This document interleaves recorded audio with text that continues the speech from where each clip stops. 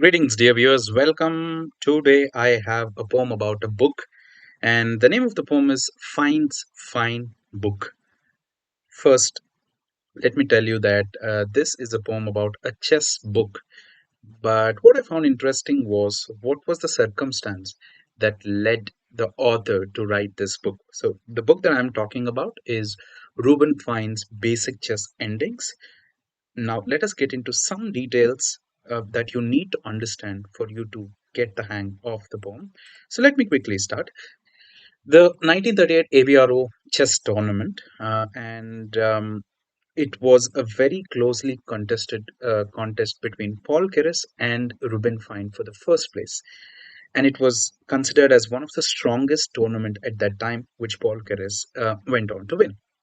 Now, it is quite common for someone who is tied along with the winner to be disappointed. Yes, Ruben Fine also felt that.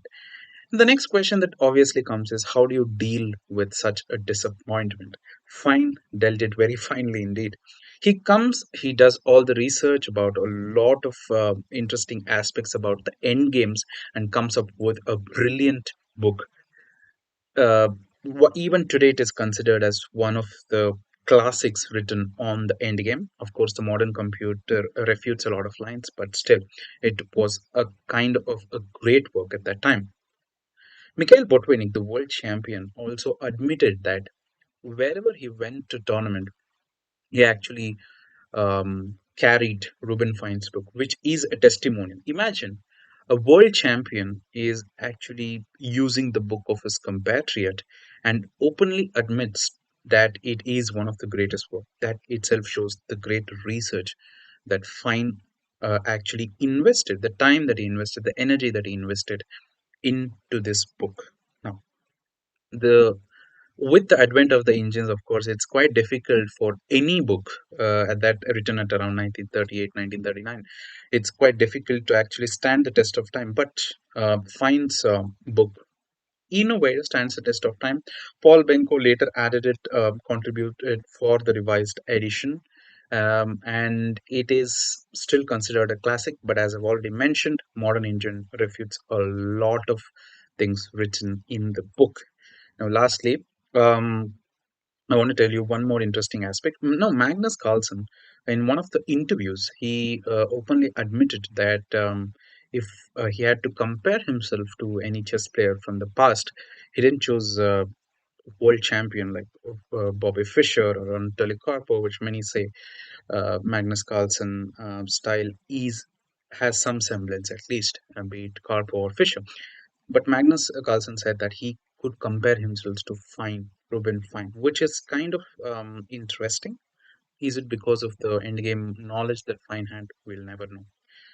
So these are the things that you need to know to understand the poem. And Ruben Fine coming up with a great reply after a disappointment through the energy invested in one of the greatest books written on the endgame. Let us get started with the.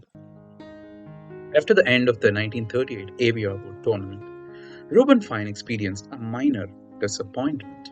He missed the first place because of the tiebreak regulation.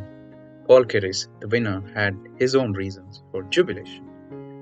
Upon returning, Fine was absorbed in psychology, along with the research on chess endgames, after which he came up with the book Basic Chess Endings, which catered to serious chess students' endgames, cravings.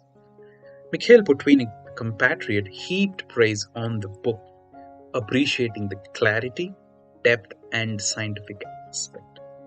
Admitted that it was a companion to all his tournaments, which was obviously a testament to the quality of the chess analyst Ruben Fine was, which is an indication about his class. The book would stand the test of time, with Paul Benko later contributing for the revision. This is still considered as classic that chess aficionados should own and see how pre-computer era analysis daringly shown.